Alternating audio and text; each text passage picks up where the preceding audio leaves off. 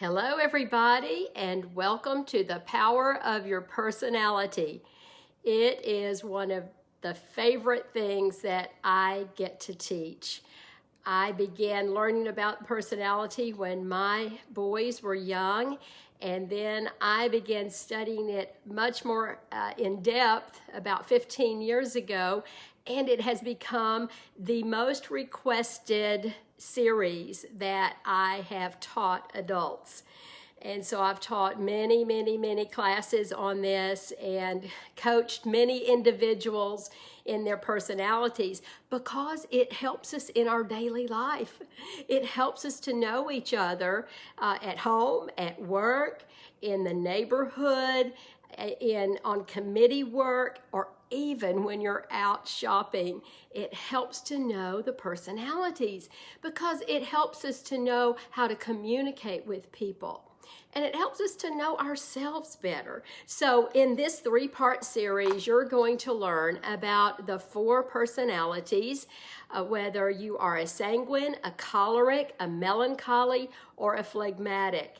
And then that's what we're going to do today. We're going to do the whole overview of the four personalities.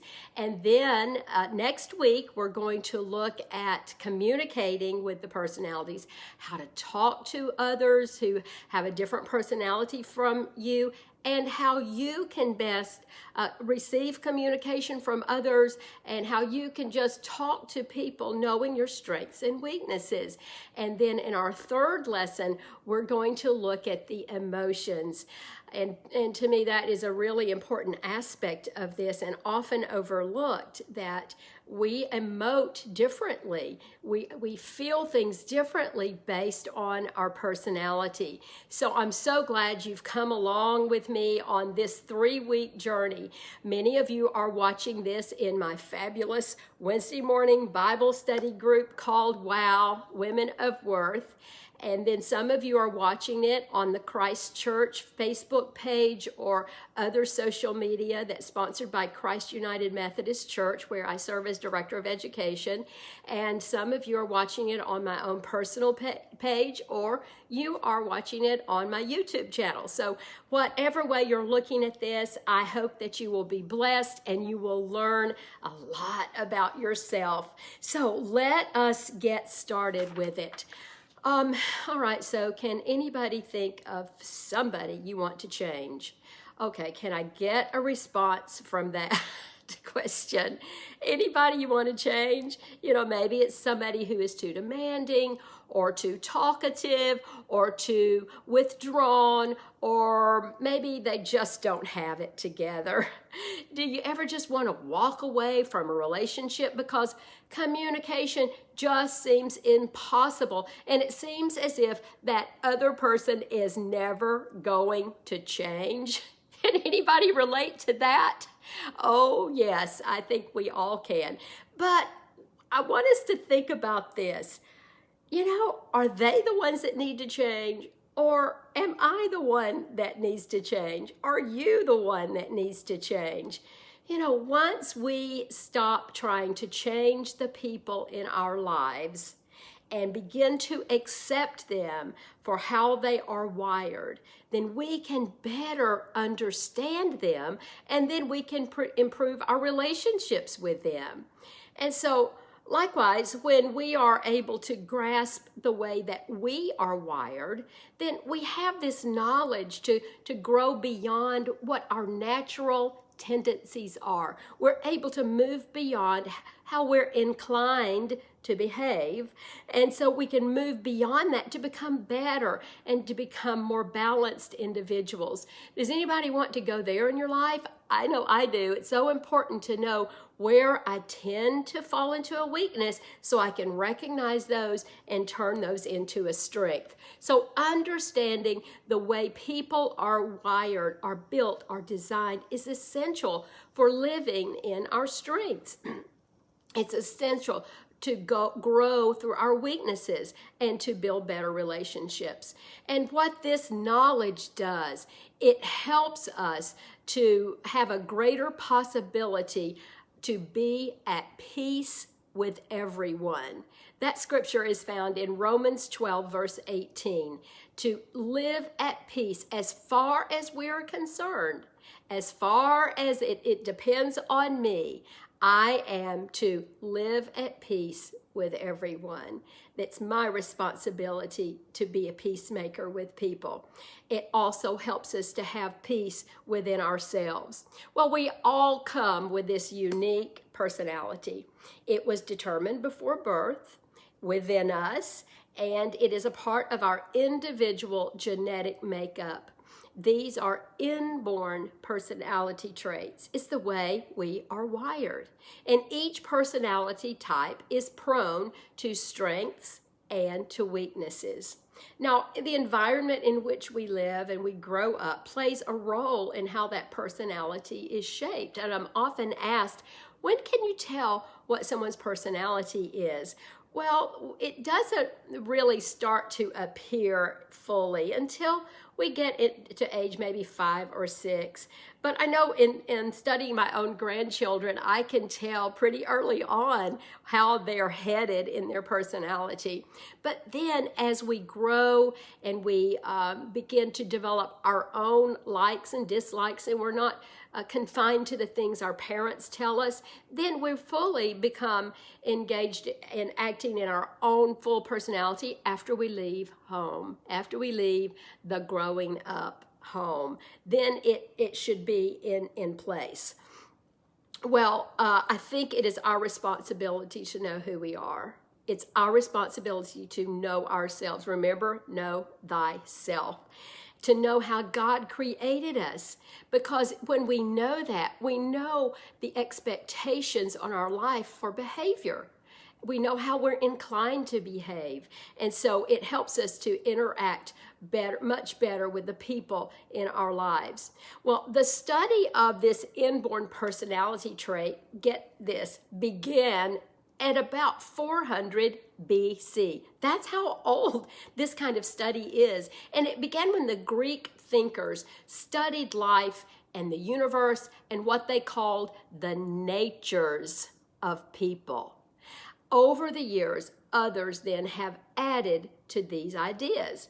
And so Hippocrates is the one in about 400 BC who theorized that what made people different was their body chemistry. And he and other Greek thinkers believed that people could be categorized into 4 basic groupings based on the fluids in their bodies. Well, then fast forward to about 190 AD, and the Greek physician Galen built on these ideas and called them the Four Temperaments. So we have these names that we're using: personality, temperaments, the natures, the fluids. They're all connected. But most of the personality assessments that are out there today, and there are many, and you may have taken many of them. There's one named for dogs. There's one for colors. There's the DISC. Some break down into more than 4 categories. You can get 16 categories, and there are all kinds, but they all go back basically to these 4. Most of them identify with what Hippocrates said. In fact, the Greeks treated the whole person based on the science of the differing natures of people. So it was a very holistic approach to medicine based on this. Well, we all have a primary personality and a secondary personality.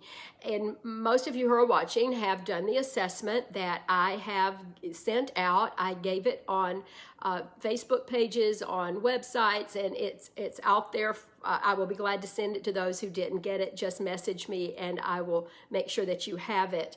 And so when you fill that out, you give the totals of the strengths and weaknesses in the 4 categories.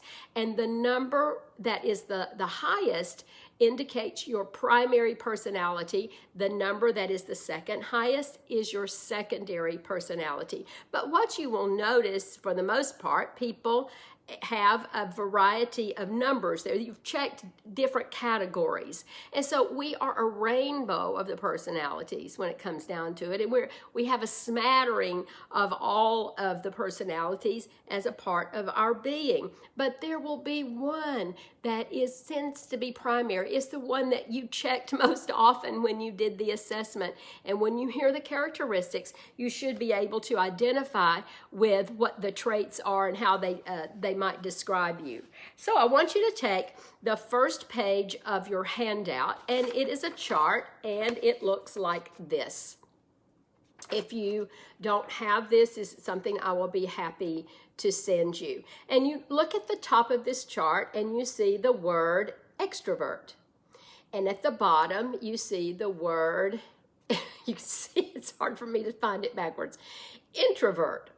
Well, the word introvert comes from the Latin, and that intro part means inward, or vertera. Vertera, that means inward turning. Inward turning, that's what an introvert is. It describes a person who tends to turn inward mentally. It's a one who processes information very carefully, very intentionally, and slowly. Introverts sometimes avoid large groups of people because they feel more energized when they have time alone. Well, the opposite of that, introvert, is the extrovert, and these find energy in interactions with other people. And so they process information differently from the introvert. The brain research tells us that extroverts process information much quicker in the brain, that all the information will end up in the same place, but the extrovert processes it, they take a shortcut to get to a decision, but an introvert takes a longer path in order to get a result, in order to make a decision. And so there's neither right or wrong when it comes to introvert and extrovert. It's just the way we are energized, and it's the way we come to our decisions. It's how we get our energy. Now remember that most of us are not strictly one personality. We're on a spectrum. So you might be on a spectrum of introversion and extroversion. And so, but we are a rainbow. And then if you look on the sides of your handout, you're going to see the word people on the left, and you're going to see the word task on the right side of your paper.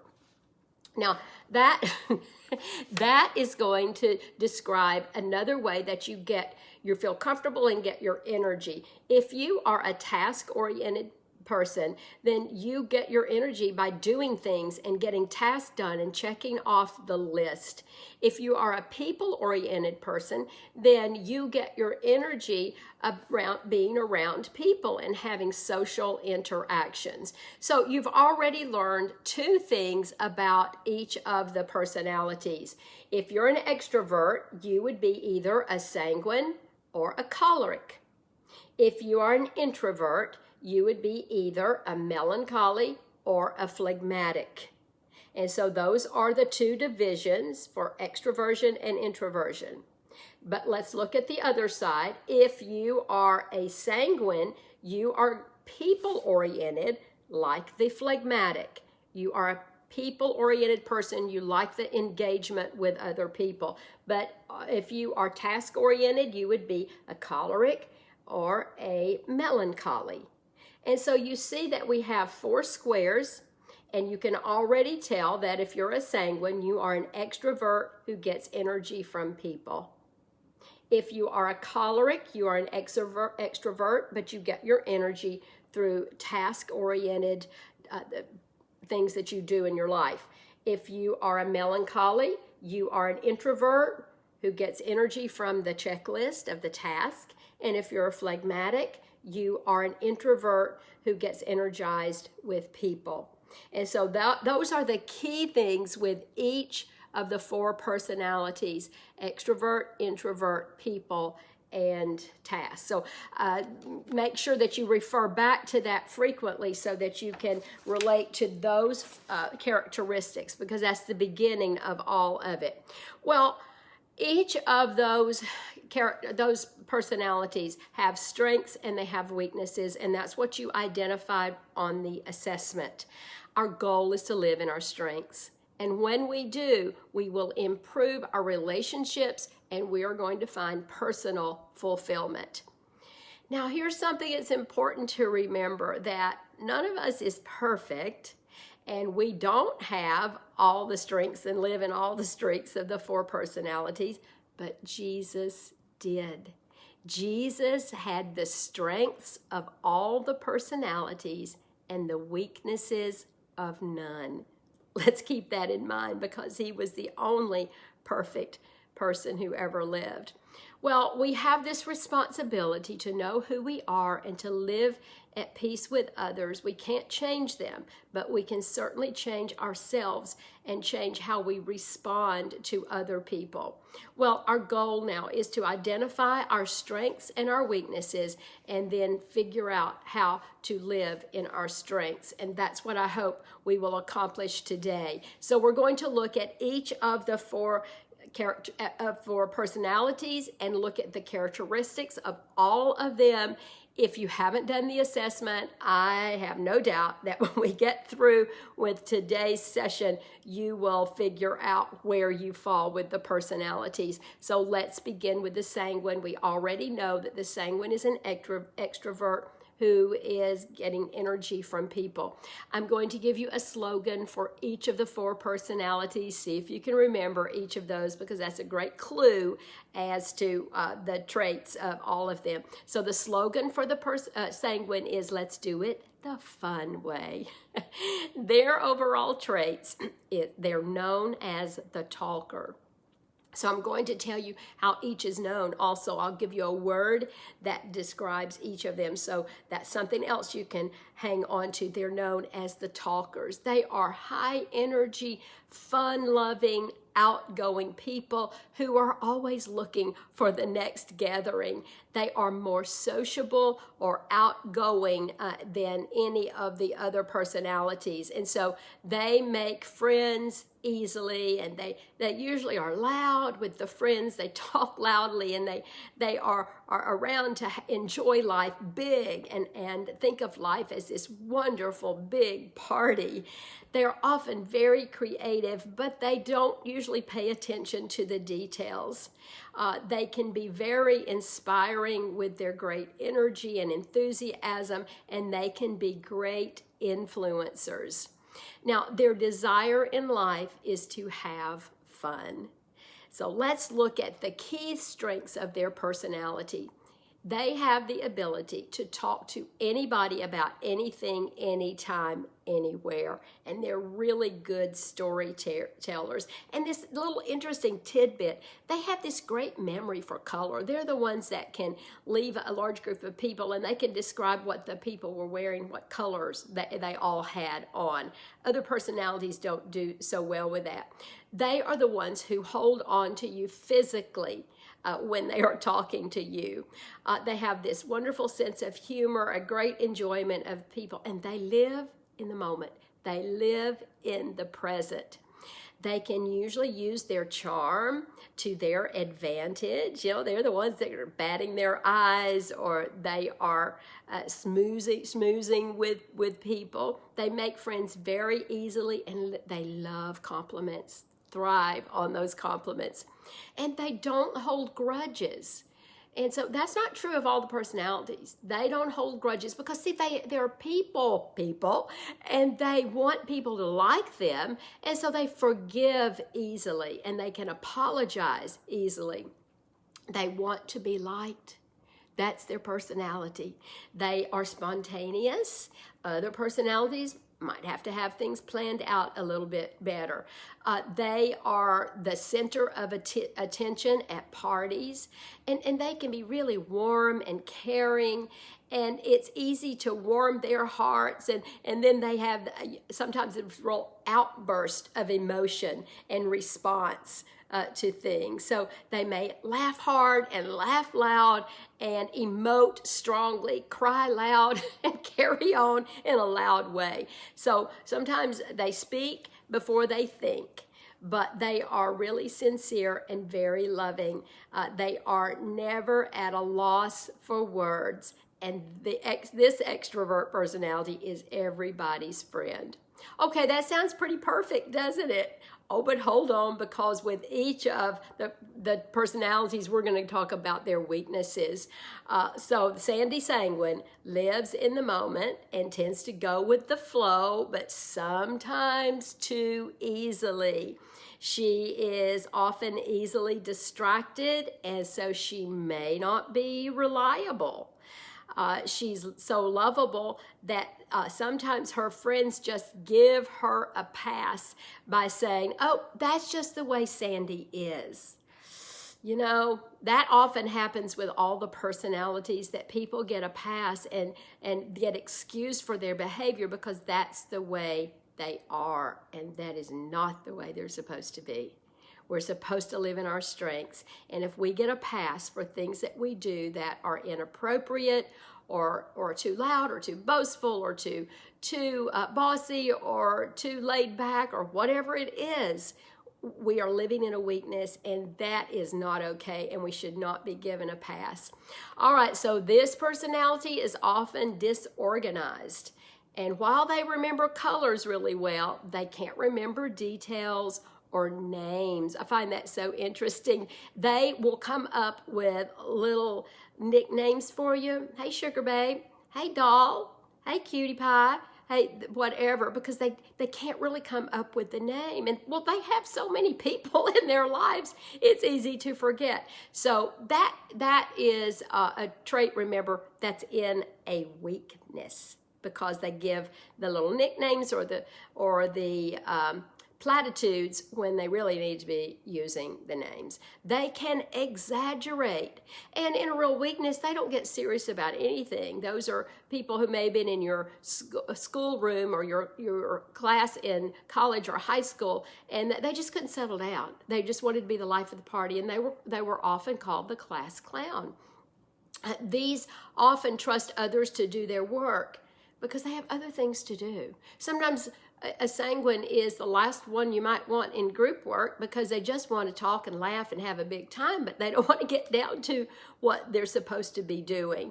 They can often be too gullible and too naive because they want to believe in people. They love people. They can forget their obligations. And sometimes they come across as phony and superficial because they can't settle down to serious conversations because they're busy talking or trying to be the life of the party. And sometimes they waste time talking, and that's how they forget, and that's why they are often late.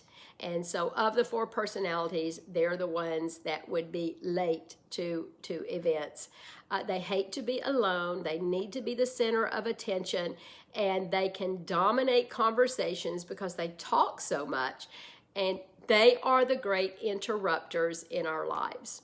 So I'm trying to give a balanced approach of strengths and weaknesses. Now, here's who they like to be around. I've given 4 characteristics of people they want to be around. They want to be around people who will listen because, remember, they're storytellers and they're talkers. So they want to be around people who listen, who laugh because, remember, they're funny and they're entertaining and they're the life of the party. They want to be around people who will praise them. Now, you might be saying, well, we all want to be around that. But no, this is a need. And it will be an emotional need for this person to be praised and recognized as funny or talkative or the life of the party or how beautiful they look or how fun they are. They also like to be around people who approve, who give them that pat on the back and approve of what they do and what they say. Now, they don't want to be around people who criticize, who are very critical, because that hurts their feelings. That means they may not be liked, and that's their goal. They don't want to be around people who don't respond to their humor, that don't get their jokes, that don't think they're just really cute and fun. Now, these sanguines are the most obvious to identify, because once you learn the personality traits, you can be in a group anywhere and you can identify people by some behavior and about how they look and what the things they say and how they draw attention. You can identify them, which is so helpful in family situations, and even when you are in a work situation or you're going in to deal with a client, a customer, or if you're going to deal with a clerk in a store, a server in a restaurant, you can identify, and it will help you to know how to communicate and be in relationship with them. Well, the sanguine is the most obvious to identify. We say there's no test needed. 2 words define that. Loud and open. So let's look at, first of all, the word loud. They have loud clothes with bright colors usually and big prints, big hair. The women would wear sparklies and dangly earrings. They're into the theme dressing. Oh, they would be about the costume party.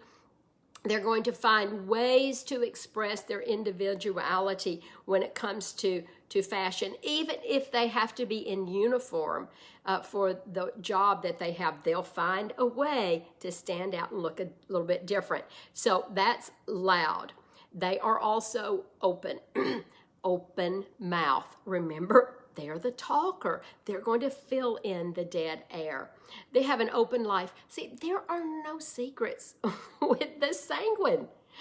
TMI was invented for the sanguine. Too much information. They will tell you everything. Be careful about telling secrets to the sanguine because they talk. They have open body language. They are the huggy, kissy, touchy, feely friends in your life. They're going to run to you with open arms. They will touch you while they are talking. And then another descriptor is cluttered. There's something in their realm, their world, that gets kind of cluttered because they don't have time to deal with those things. It might be a closet. I mean, it might be their whole life. It might be their a messy house or a messy car. That it could be the office. It could be something is kind of littered and cluttered in their life. Now, if they have a secondary personality that's different, then that might compensate from that. But some area is typically messy. Now, those are the primary traits of the sanguine. The weaknesses, the strengths, their how to identify them, and then I want with each personality to tell you a little bit about their spiritual life. View of God. They can easily comprehend the idea that God wants nothing but the best for them. They also get the idea that God loves them because everybody else does. So I'm sure God does too. They love getting gifts. I'd love to know the connection between the sanguine and the love languages, to know how many sanguine have the gift of their primary love language is gifts. They get the idea that you don't need to earn things, and that's grace. They understand the concept of grace. They can embrace the view of God as a father. But if it's hard for them because they didn't have a father figure, then they can view God as a best friend. See, that would work well for them. As far as worship, church is often an extension of their social life. So it's important to have the fellowship aspect. And I imagine in COVID that this is really hard for sanguine, not to be able to be in worship and to be in groups and to go out and about, because that is who they are. Some of the other personalities don't struggle with that as the sanguine does. So they love to be at church for partly in the fellowship area, and they would love to have a minister who has a really good sense of humor. Well, as far as growing closer to Christ, well, we all desire that, but what works for one personality may not work for another. For example, some methods like reading the Bible in a year would produce a lot of anxiety for the sanguine. That's too rigid and too strict for the sanguine. They would struggle with the routine, and so systems could be very challenging for their faith. I would suggest for them that they do things that might have music involved, or they would do a short devotion and spend time reading the Bible on their own, but not necessarily with a rigid plan in place. And I want to give you an example for each of those. I have absolutely so many because I'm an observer of people now, and just everywhere I go, I can say, oh, there's a sanguine living in her strengths, or has got some weaknesses. But one of my favorite stories is a really brief one. It involves my friend Paulina, and she could be identified as a young girl as a sanguine, and she loved to hear the sound of her name, Paulina. And so her family went every Saturday to Kmart when she was growing up. And so she would often wander away from her parents, and she would go to the customer service desk and say who she was. She did this one time, and she couldn't find her parents because she'd wandered away in daydreaming or whatever. And she went to customer service, and she said, I'm lost for my parents. And they asked her what her name was. And so she told them her name, and they said it over the intercom. Would the parents of Paulina Pettit please come to customer service to retrieve your child? She loved the sound of her name on the intercom, and every Saturday she found a way to get lost from her parents. So there is an example of a sanguine. Now, I want you, as you are watching this in whatever format you're watching, go ahead and tell us if you are a sanguine. And so just put in the comments or write down something there that tell us that you are a sanguine. Who are you out there? Let's hear from you. I'm a sanguine. Go ahead and say it. Now let's go to the second personality type, and that's the choleric. We already learned that a choleric is an extrovert that's energized by task. Now their slogan is, let's do it my way. Now let's build on those slogans. The sanguine slogan was, let's do it the fill in the blank for me, fun way. But the slogan for the choleric is, let's do it my way. Now the sanguine is known as the talker, so remember to get those in your head. The choleric is known as the doer. The doer. They are the doers with much energy, passion, ambition, and they always are looking for the outcome, the result, the bottom line. They prefer talking to asking, and they prefer to lead and to be in charge. See, it would be very typical for them to say, be reasonable, see it my way. Okay, now, full disclosure, my personality type is choleric sanguine. My primary is a choleric. I get my energy from doing tasks and preparing lessons and studying and getting the checklist done and preparing, digging into research. I love that so much. And then I like to lead, and I like to organize and cast a big vision. And then my secondary is that sanguine personality. So that means I am definitely an extrovert. And it's not so much that I just like to be in large groups of people, because that's different. It means that I get my energy from being out and about and doing. I get my energy from leading people and being in groups of people where I can lead. And I'm an extrovert in that I can process information very quickly. Now, that's not to say that that is better. It's just say I can get a result quicker, but sometimes I can make a snap judgment that just might be wrong. And we'll see how that looks in just a minute. I often say, it's not reasonable. It's not reasonable. It's not based on the facts. And so that's very much like the choleric. Now, their desire in life is to have control.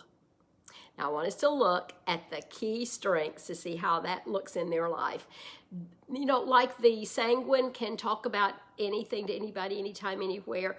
The choleric has this ability to take charge of anything, anywhere, anytime, in any situation, because they can make quick and correct, usually, judgments, because they are a quick study. They're very goal-oriented, dynamic, and active. Now, when I say dynamic, sometimes we think that's just this dynamic personality, but dynamic means always changing. It's a dynamic character and personality. They're not afraid of change and very active. Of the four personalities, this is the highest energy level of the four. The choleric has a compulsive need for change. They are also very strong-willed and decisive. Of the four, the choleric is the most unemotional of the personalities. They're not going to be the great criers in your life, but they're not easily discouraged because they're ready to move on to the next plan. They can move on and move through quickly. They exude confidence, and they are the person you want to go to in an emergency because they can assess a situation, make a decision because they're decisive, and implement the plan. So they're usually your 911 person. The choleric is this no-nonsense person. They have a job to do and a mission to do, and everybody needs to get on board. Practicality is the way of life. What is practical? They are self-sufficient and very hardworking. The choleric can get the job done. And they are the ones who live by this motto: I'm going to do something right or wrong. It doesn't matter. I'm going through it. I'm going to get the job done. The choleric plans quickly, sizes up what needs to be done, and follows the plan. You will not catch a choleric deliberating too long on an issue. Now, that can be good and it can be bad, you know, because sometimes it can be too quickly decided, and it means they didn't look at all aspects of an issue. And that's why we cholerics need other people on our team to help temper that attitude to get everything done so quickly. Well, this is a dogmatic person who is actually a born leader. You know, we have that conversation: is leadership learned or taught? Are you born with it? And the choleric is just has those natural inclinations to lead. The choleric is going to take a stand on things and stick to it no matter what.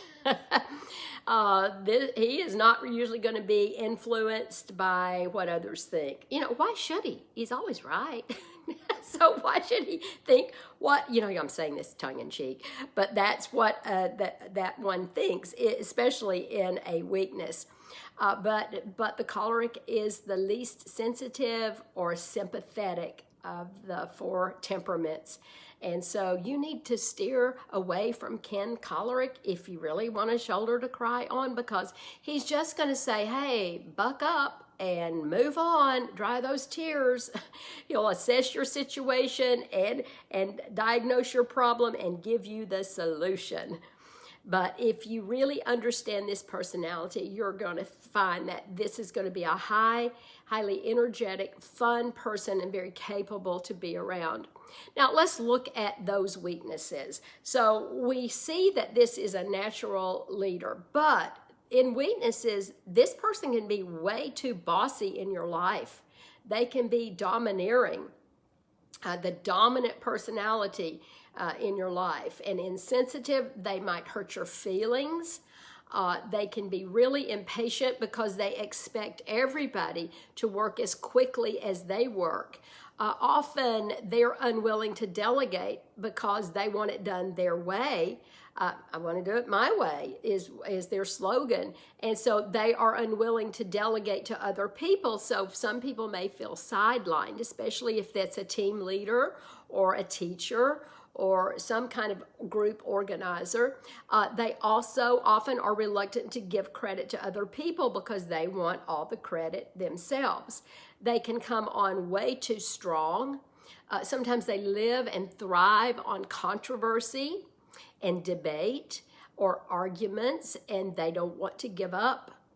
Even when everybody else recognizes they're losing, they don't want to give up. Now, they have little tolerance for mistakes.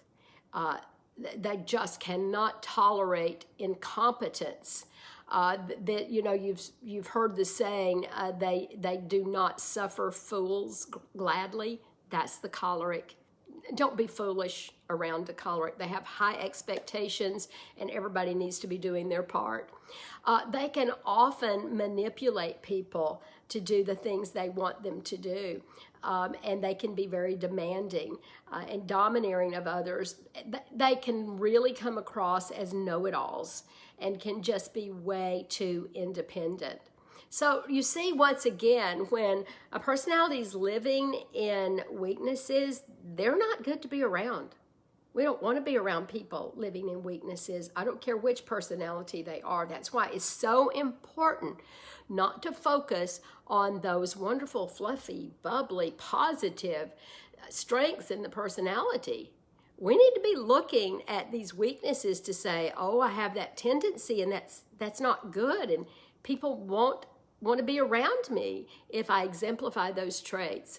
Well, here's who the choleric likes to be around. They like people who are supportive and submissive because, well, they're the boss and they're the leader, and so they want the people who would submit to them and to see the things the way that the choleric sees them. They want to be around people who cooperate quickly. They cast the vision, they throw out the plan, and they want the team to cooperate with them. And they like to be around people who will let them take the credit for it and make it known that, oh yeah, Ken Choleric was right about that. Now, here's who they don't want to be around. They don't want to be around lazy people because the choleric has the highest energy level. They don't want to be around people who are not interested in working and doing their job. They don't want to be around people who buck their authority or who become too independent or who are not loyal. See, that is a real important trait for the choleric. Be loyal to the team. Be loyal to the family. Be loyal to the spouse. Be loyal to the company. Loyalty is really important. Now, they're not as easy to identify with certain character traits as in their behavior necessarily, but they are known by the atmosphere they create, the energy that they bring to a group or bring into a room. So let's look at that energy. The choleric does not enter a room unnoticed. Now, if she is a positive influence in your life, she is going to walk into the room and bring that positive, encouraging, vibrant energy. You know she's in charge, and you love to hear her plan and her vision and what she has to say. But if she has a negative influence on your life and has brought you stress or discouraged you or has been angry with you, this person is going to bring an energy, but it is not the good kind. It is going to be filled with stress and tension. Think about your days in school when you could hear that teacher coming down the hall into the classroom who was the command control central and who was the bossy one and who was too demanding, and she would come walking down the hall. You could hear her footsteps coming, and she comes into the room with these strong gestures and a scowl on her face and giving commands. And that's the energy that one would bring in a weakness as a choleric. Now, also you can recognize their body language. They're often heavy-footed because they are walking with a purpose. There's a plan, there's a mission, they have things to do and people to see. Sometimes there's going to be a determined look on the face, like, I have things to do, so get out of my way. But what perhaps is she's very focused, she's intense, and she's not easily distracted. Whereas that sanguine is going to be looking around the room and acknowledging people and wanting to engage in conversation. The choleric might be on a mission. I have things to do and I've got to get going. They might get in your face a bit. They are the greatest invader of space. Because they come bursting in. As far as fashion, function over fashion is important. See, the sanguine needs to be seen in the recognizable outfits, in the bright clothes, and all the accoutrements that go with an outfit. But the choleric makes a decision based on whatever's going to help that person be productive for the day. They're going to wear the things that will help them be productive for the day. So if it's a work day, they don't need the spike heels because they have too much walking to do. Their view of God, let's look at that for the choleric. Often they view God as someone they need to do battle with for control. So they see that God can control. They might focus on trying to do things on their own instead of letting go and letting God do things. So they do see God as a powerful, awesome figure in their lives, and their struggle might be letting go and let God have control. For worship, they're not as concerned with frills or fellowship as much. They are looking for good, remember the word, practical Bible teaching. They're also going to have to use some reasoning and as they study and they read God's word. They would like group studies, but they get frustrated with pettiness that takes place in a small group setting. Remember, because they're task people. So they could think that people are too petty and silly and conversational when they have arrived on time, ready to begin the lesson. They get bored with people who have to talk on and on about their personal lives. They just say, let's get to the task at hand. So a choleric may need a prayer partner or two. They might do short devotion books that have very direct concepts. They are going to be goal-oriented, and they use that to draw close to Christ. So they may be the ones who would say, I am going to do a study, and I'm going to do this every day for 3 weeks, because that's how the task-oriented person might do. Doing and action. Doing and the word action are central to the choleric. They're not going to be passive in their methods, in their faith. All right, now I have my own personal example of a choleric. So I one day needed gas, so I pulled into the gas station. I'm going to call it Gas Plus. And I noticed the price for the gas on that day was $1.68. I thought, that's great. Let me fill up. I swiped the card. I got the receipt. And when I looked at the total, it was way more than I thought it was going to be. And I saw that I was charged $1.98 instead of $1.68 per gallon. So I was incensed. And yeah, I thought, this is not right. I locked up that car and I headed inside to do battle with the matter. And see, I'm always in a hurry, and there's this line. I didn't have time to deal with these people. You know, I don't suffer fools gladly. So somebody had messed up on this and they were incompetent. And then there's this long line. I had to wait. I finally got to the counter and I saw there was Clerk Fred. And I told him what happened. He was completely unsympathetic with what had happened. He even talked about the impossibility of something like that happening. And I said, well, it just happened, and I need a refund. He said, can't do it. Can't happen. I said, what?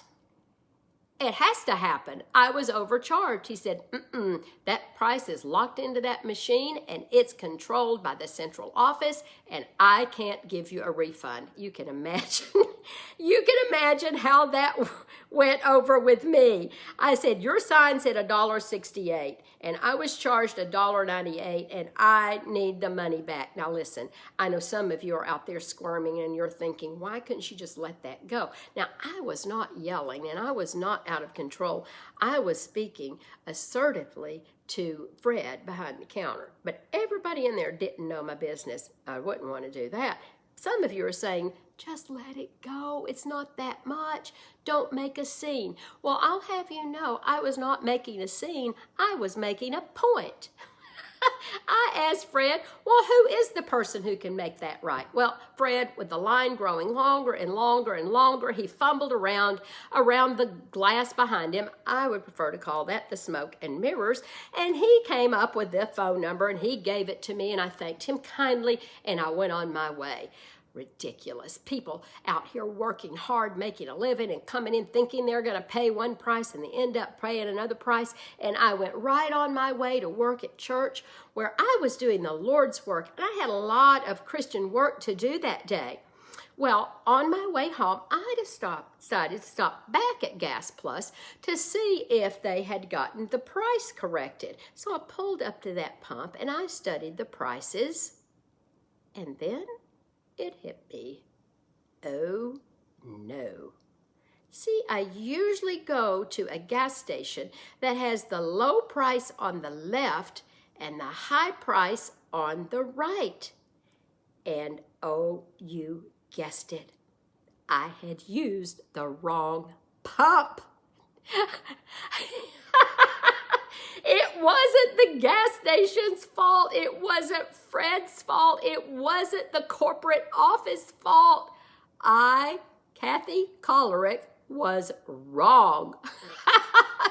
I had a dose of humility at that point. I pulled my shoulders back and I made my way in and I apologized to poor Fred. You see, a choleric can be wrong. I just had to be able to tell one on myself. All right, how many of you are choleric? Please go ahead and identify yourselves right now. Go ahead and tell us if that's how God created you. Now, let's move on to the melancholy. The slogan for the melancholy is let's do it the right way. Remember, the sanguine is let's do it the fun way.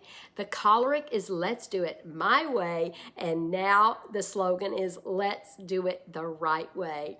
Well, here are the general traits. Remember, the sanguine is the talker. The choleric is the, are you getting this? Kind of say it, the doer.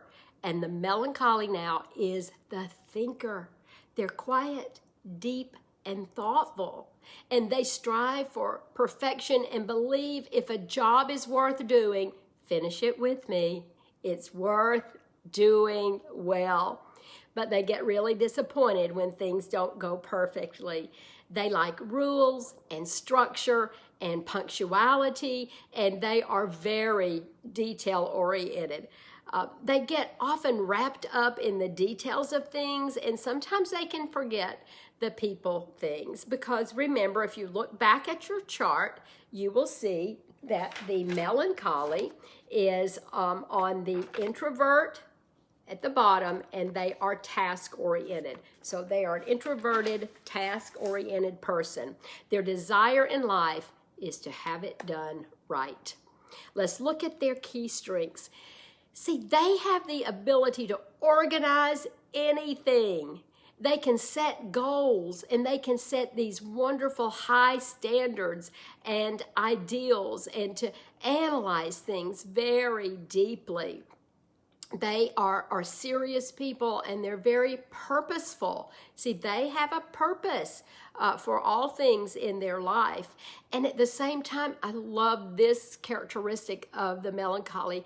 They can be very talented and creative and artistic and musical. You might hear people who are singers, or they're some kind of musician, or they're an artist, they're poets, and they might say, you know, I'm really an introvert. And you think, they can't be an introvert. Look at them getting up there singing and playing the piano or whatever. And you think, they can't be an introvert. But yes, introverts think through processes very carefully. They think deeply about them. They have a great love and appreciation for the arts, and they can be really talented.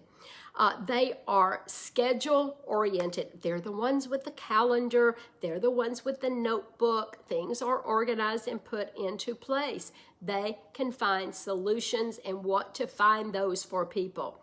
They need to finish what they start. That's not true of all the personalities. They start and want to complete. They are content to stay in the background. They don't have to be the life of the party. They're very faithful and they're very devoted and have a deep concern for other people. They are a systems person.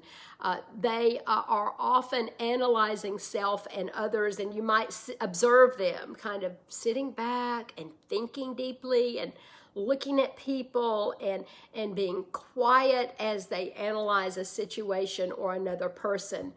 And then sometimes they can be at the height of happiness, but they can also be prone to dark and gloomy and depressed moods. And that's why the word melancholy, it means you have a melancholy, it's kind of quiet, thoughtful, reflective mood. They can become really withdrawn. They're not going to be the ones who want to be around big groups of people.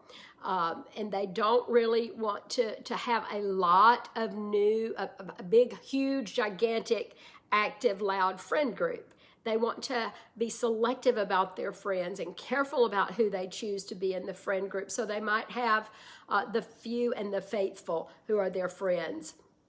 Now, melancholy loves to self-sacrifice. They do find it a pleasure. That is enjoyment for them to sacrifice for others. She would feel things intensely, and she is studious. We call many melancholy the wizard types. We would call some of them the genius type because they're not afraid to devote a lot of time and study and attention to things. Facts will roll off their tongue. They can do that much easier. They can perhaps give numbers a lot easier in facts. They hide a lot away in that brain, and they'd often rather read and study than have these big interactions with other people. Every choleric needs a melancholy on the team to help keep the details because, for example, the choleric thinks of the big picture and casts the vision, and the melancholy can get the job done with detail. Now, the weaknesses. So, because they are very introspective and very analytical, they can be easily depressed. And they are the ones who can spiral down to depression. And that happens at the beginning by thinking about something and perhaps in a negative way. They think about something that's happened. They've had their feelings hurt. They feel neglected. They don't feel heard. And so they begin to think about that. And they think about it so deeply and so long that it goes into different levels as they begin to spiral down. They think about it, and then they get quiet about it, and then they begin to get withdrawn, and maybe then they begin to get bitter, and maybe they begin to live in unforgiveness, and eventually they have spiraled down into the cave.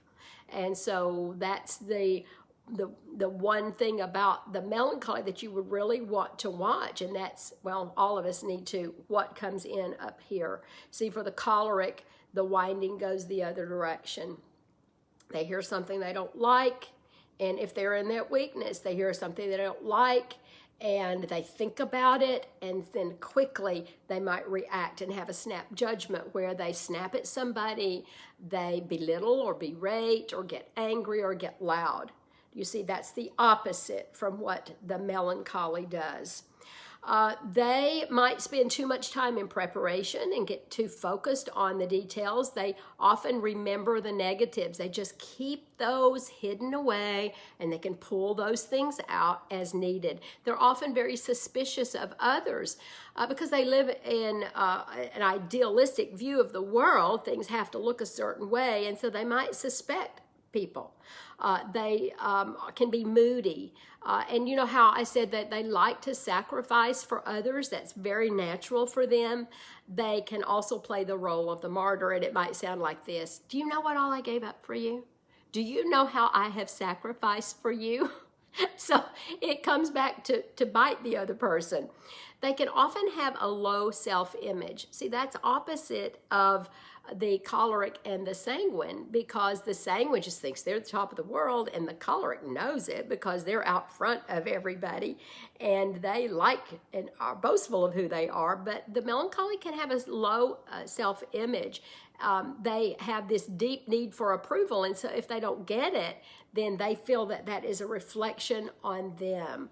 Often they live their life through others. I've often heard from melancholies who have seen the assessment, and they often will say, I didn't want to be a melancholy. I don't like that name. I wanted to be a sanguine because they're the ones that are popular and they're fun.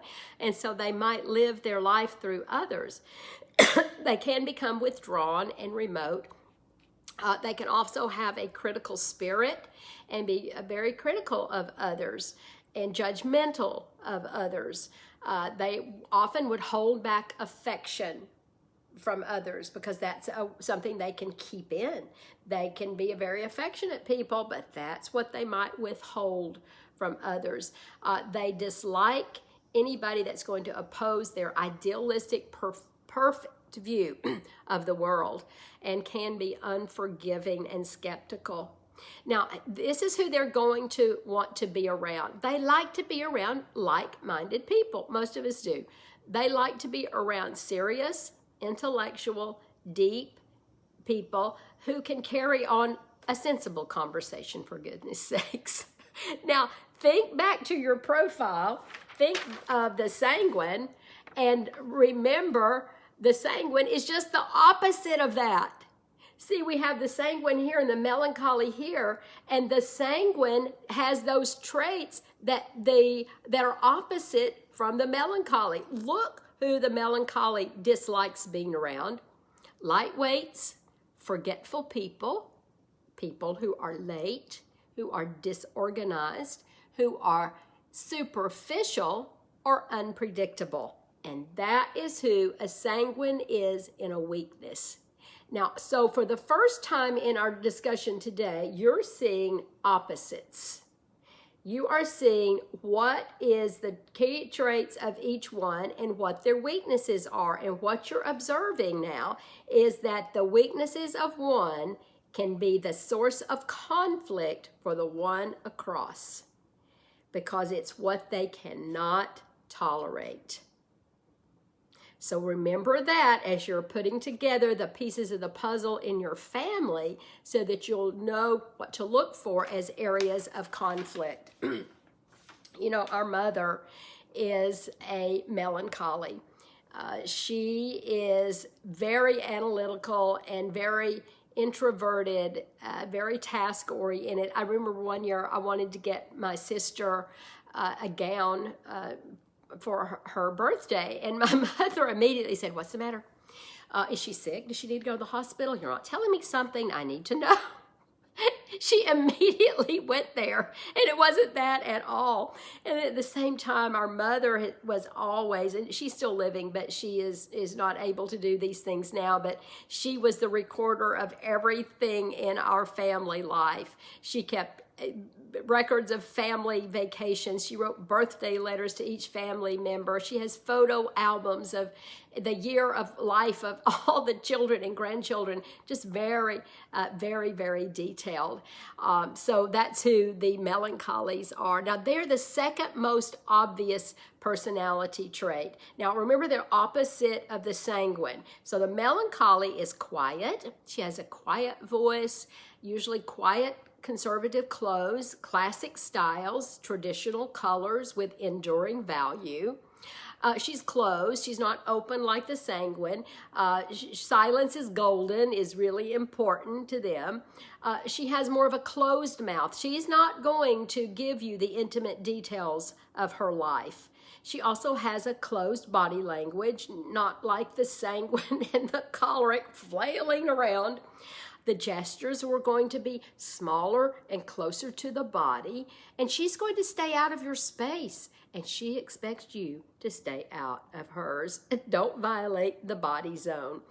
She is neat and tidy. Personal space is really important, and it needs to be perfect.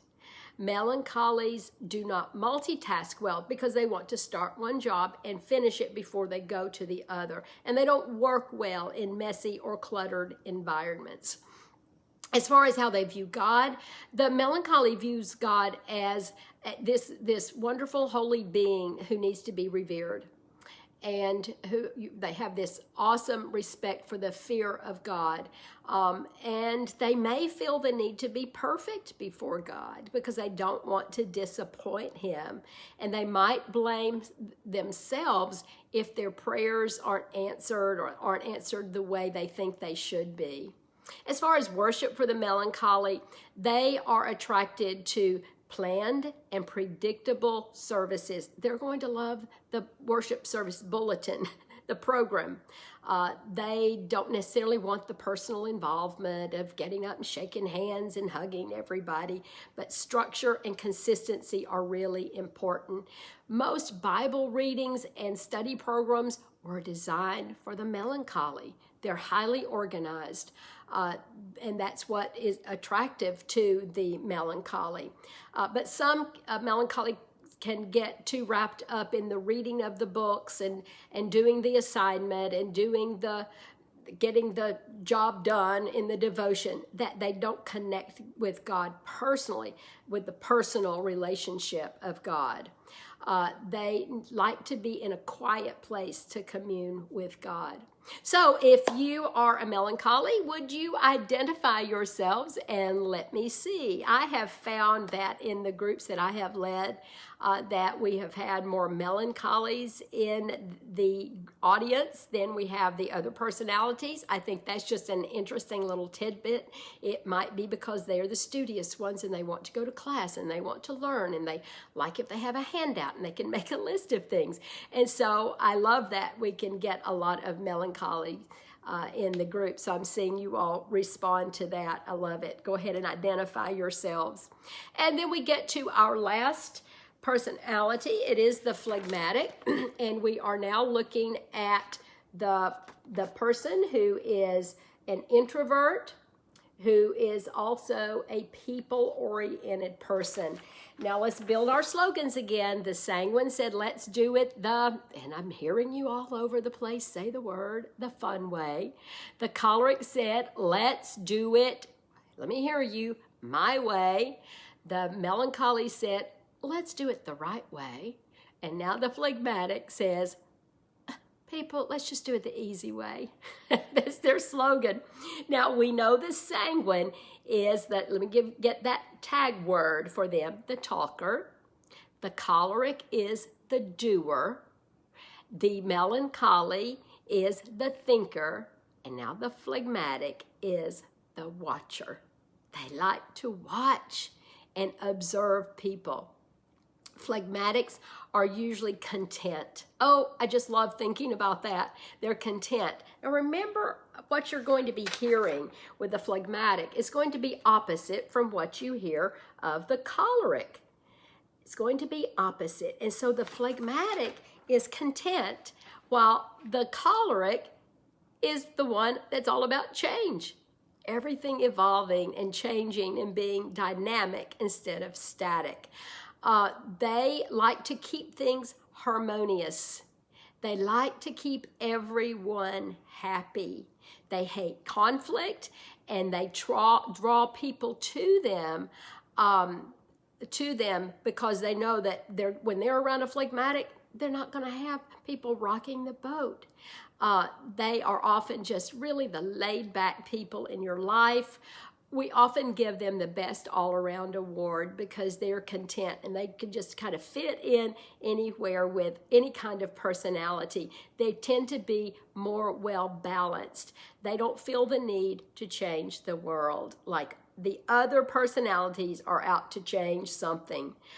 They're slower and more thoughtful and more easygoing than all the other personalities.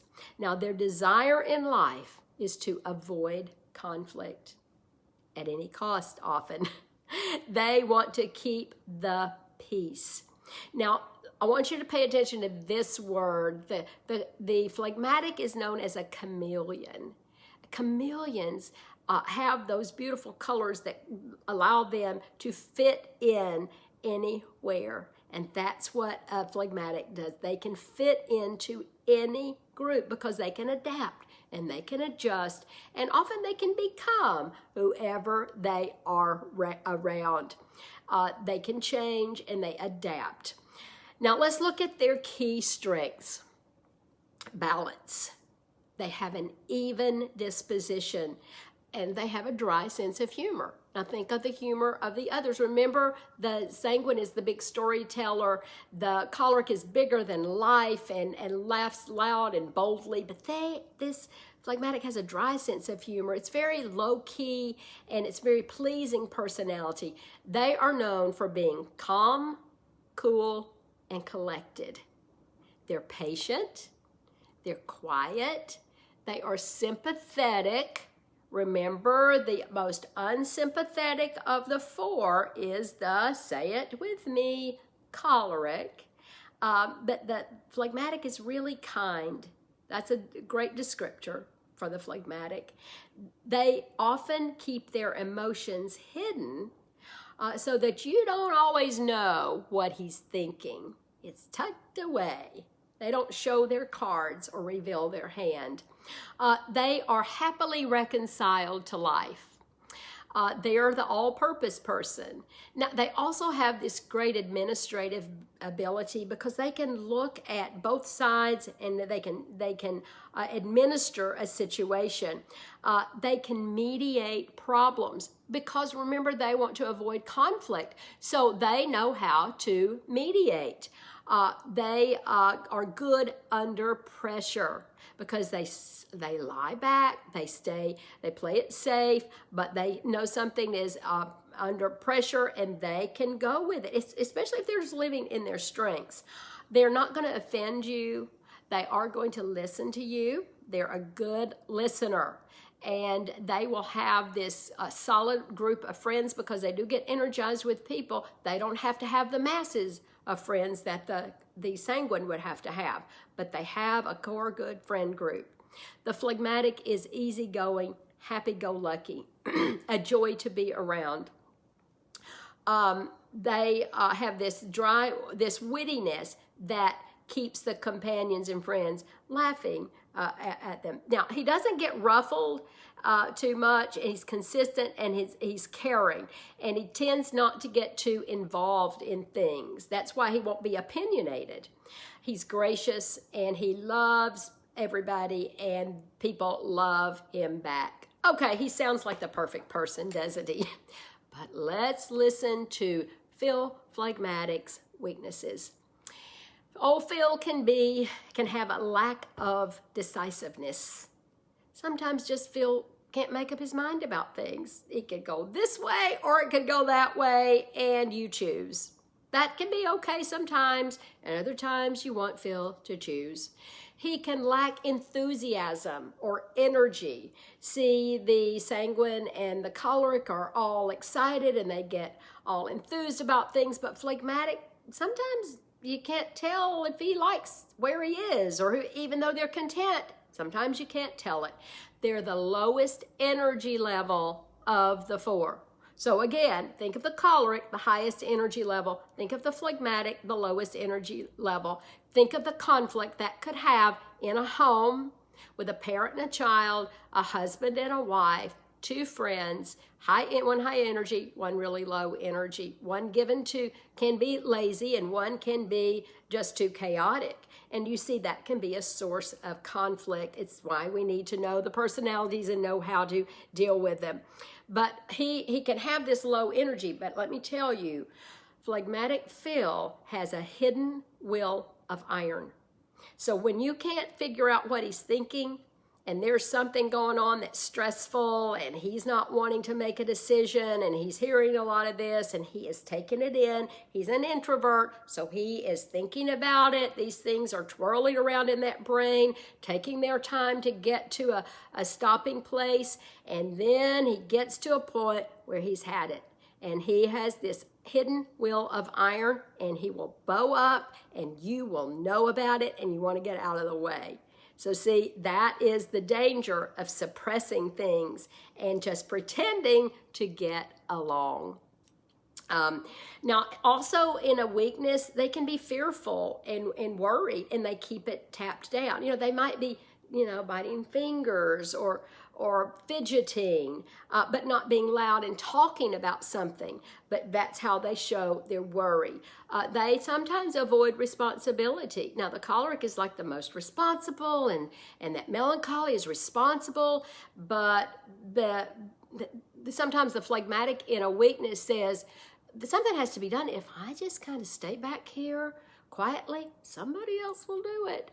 I don't really want to be the one to jump up and do things. They can be selfish. The world can kind of go deep inside just self. They can get too shy and too reticent. You may see kids who are like that. They just get so withdrawn because they don't feel as if they can compete or compare with the other personalities who all have something big going for them. The big talker, the big doer, the big thinker. And this one is just content with life. So sometimes they get a little bit too reticent or too compromising. They may not be goal-oriented. You may have to push them along a little bit. Think of kids in your home that they stay at home. They're the failure to launch because they don't have big goals. They don't have a lot of motivation in a weakness. It's hard to get them moving. Now, they don't want to be pushed around, but sometimes they need to be nudged. They can be known as lazy or careless. Are you getting the picture? That's just the opposite of choleric. They would rather watch. They would rather watch and observe. They can be indifferent to plans, and they can judge others and be sarcastic and very teasing, and they resist change. Now, the word of choice for phlegmatic is fine. How was your dinner? It was fine. How was school today? It was fine. It's a 4-letter word, people. Fine. It's not enough for the other personalities who want a little bit more description about how you feel. So they like to be around people who are just going to make the decision for them. Just decide for me. It doesn't matter to me, they might say. They want to be around people who will recognize phlegmatic's strengths. And this is really important because the sanguine is known for being flamboyant and being the center of attention. The choleric is known for leading and taking charge. The melancholy is known for details and organizing all things.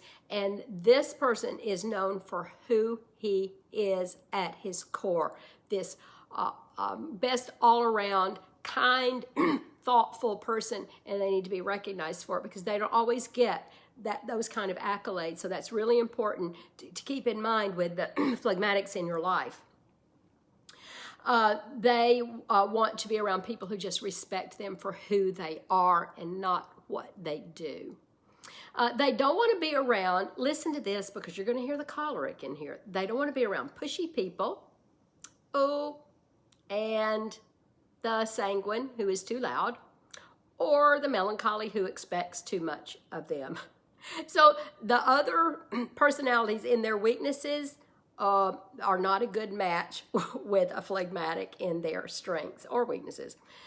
Now, they are the most difficult personality type just to identify by looking. They are not extreme in anything, talking, dressing, laughing, emoting. There's not extreme. They're steady and they're balanced in all things. So the visual clues usually come because you do process of elimination.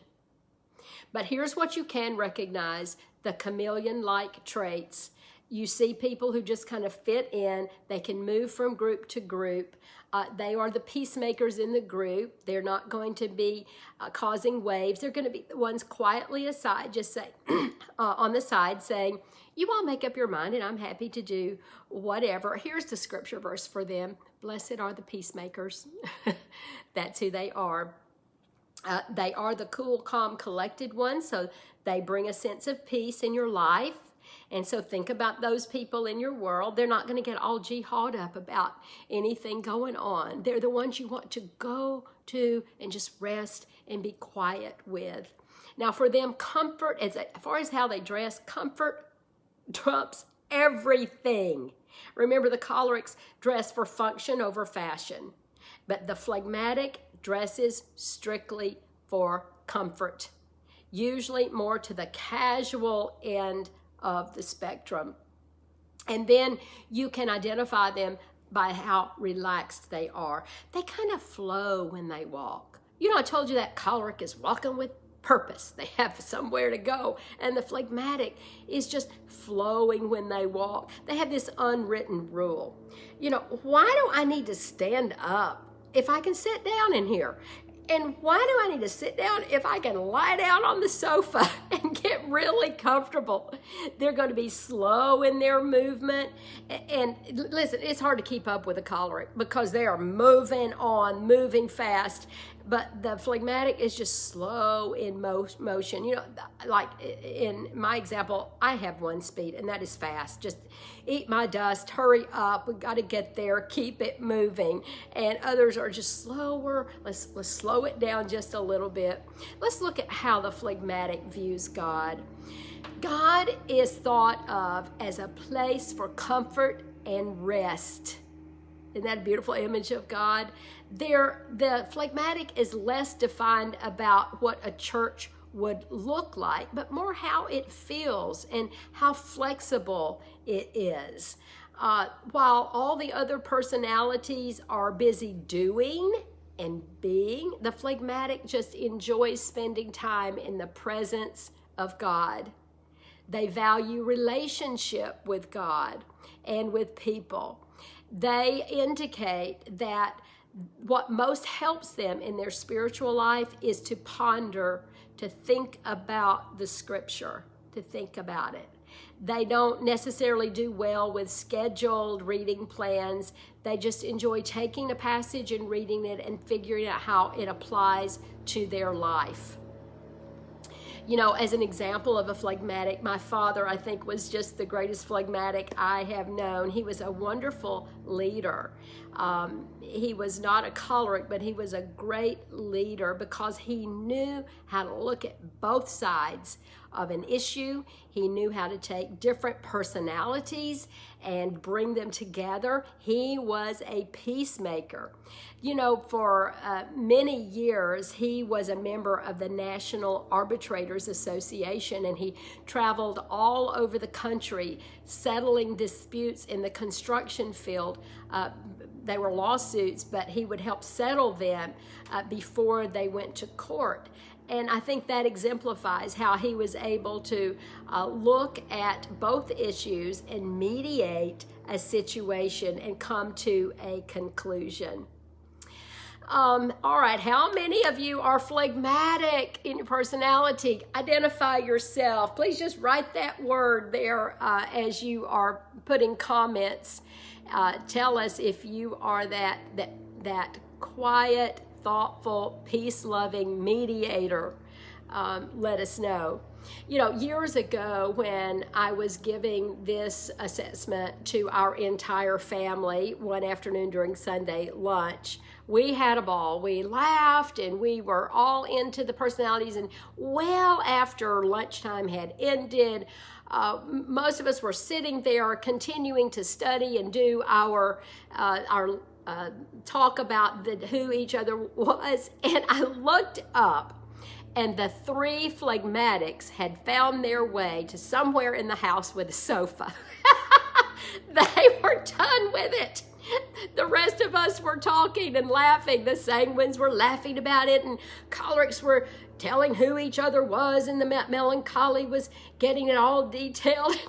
And the phlegmatics had flown the coop. That is typical of what you would see when you give this. I hope you've found that this has been helpful and insightful. I can't wait for you to continue to post your comments. Please do so. I want you to write those questions down, send them to me, and let's see what help we can get after this lesson ends. I want us to close with this thought about how our goal is to become more like Christ. And he was the perfect person, and he had the traits, the strengths of all of them. He was an example for us to follow. And as we allow the Holy Spirit to work in us and to guide us in our lives, we can lose those rough edges of those weaknesses in our personality, and we can take on the strengths of our personality. That's what we want to do with the guidance and the help of the Holy Spirit. So let's vow to work on living in the strengths of our personality. We want to live where the Holy Spirit dwells inside us and looking for his direction and become more like him. Ephesians 4 verses 20 through 24 would be a passage to focus on. It tells us to put off our former conduct. Put it off. Put off the old person and be renewed in spirit and mind. And that's what we want to do. Next week, we're going to look at how to communicate with the personalities, followed by the emotions, looking at how to deal with the emotions of the personalities. And finally, at the end of that lesson, we're going to look at what is next. What does this mean for me in my life? I hope you've enjoyed this. I've enjoyed it immensely and can't wait to hear your comments and read your questions. You all go out and have a blessed day and live in your strengths.